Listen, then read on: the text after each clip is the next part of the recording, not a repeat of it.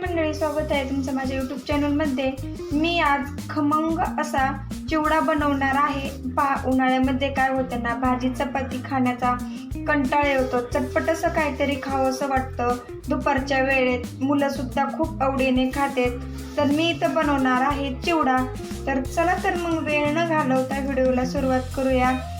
मी इथे घेतलेले आहेत मुरमुरे आपल्याला चिंबरलेले घ्यायचे नाहीत, एकदम असे कडक घ्यायचे, बोटावरती घेतला नसताना चुरगळला पाहिजे अशा पद्धतीने मी इथे मुरमुऱ्याचं अर्धा किलोचं एक पॉकेट घेतलेलं आहे।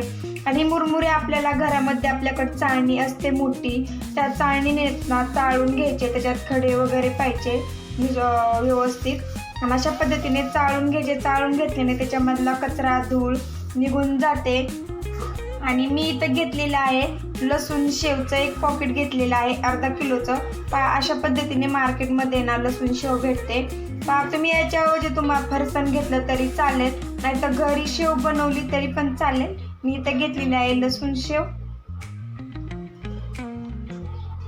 आता मी इथं कढई गरम करायला ठेवलेली आहे। आता आपल्याला हे मुरमुरे आहेत ना खरपूस असे भाजून घ्यायचे। अशा पद्धतीने आहेत ना भाजून घ्यायचे। गॅस फुल नाही ठेवायचा, मिडियम गॅसवरतीच आहे ना आपल्याला 5 मिनिटं सर्व मुरमुरे भाजून घ्यायचे।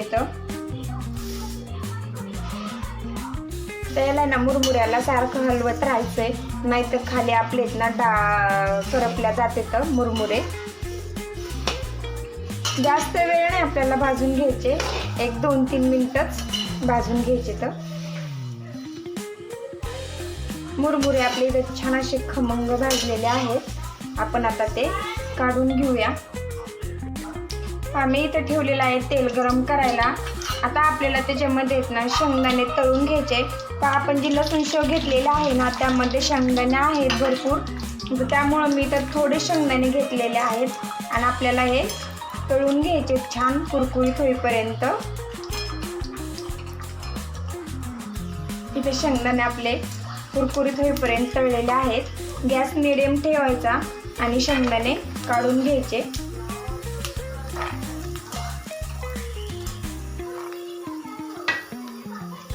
मी इथं 4-5 हिरव्या मिरच्या कट करून घेतलेल्या आहेत। आपल्याला थोड्याच घ्यायच्या हिरव्या मिरच्या, जास्त नाही।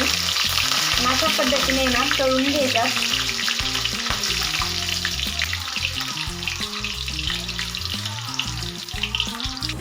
आता इथं मका पापडी तळून घ्यायची।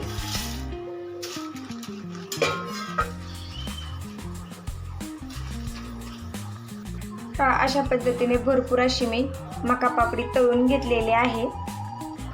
कढीपत्ता अशा पद्धतीने झाऱ्यावर ठेवून ना असा तळून घ्यायचा।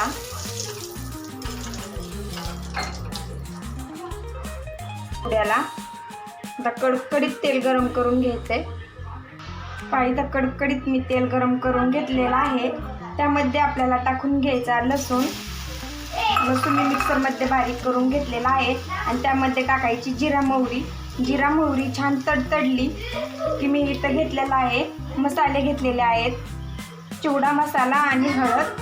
आता हे याच्यामध्ये आहेत ना छान तेलामध्ये मिक्स करून घ्यायचं। आणि अशा पद्धतीने आपल्याला ना चिवड्याला तडका द्यायचा आहे।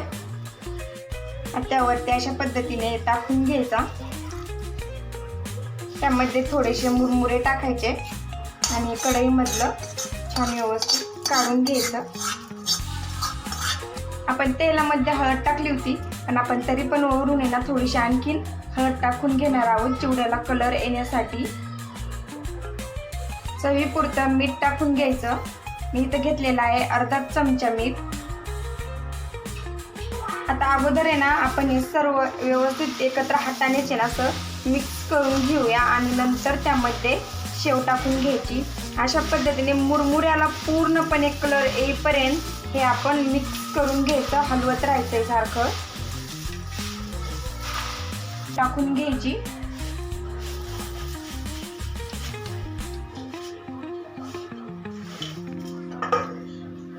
शेव टाकून घेतल्याच्या नंतर परत आता मिक्स करून घ्यायचं।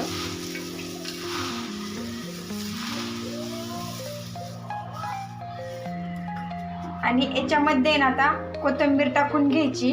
भरपूर अशी मी ताजी इथं कोथिंबीर कट करून घेतलेली आहे। चिवड्यामध्ये कोथिंबीर जर टाकली ना खूप छान सुगंध आणि खायला सुद्धा खूप टेस्टी लागते चिवडा।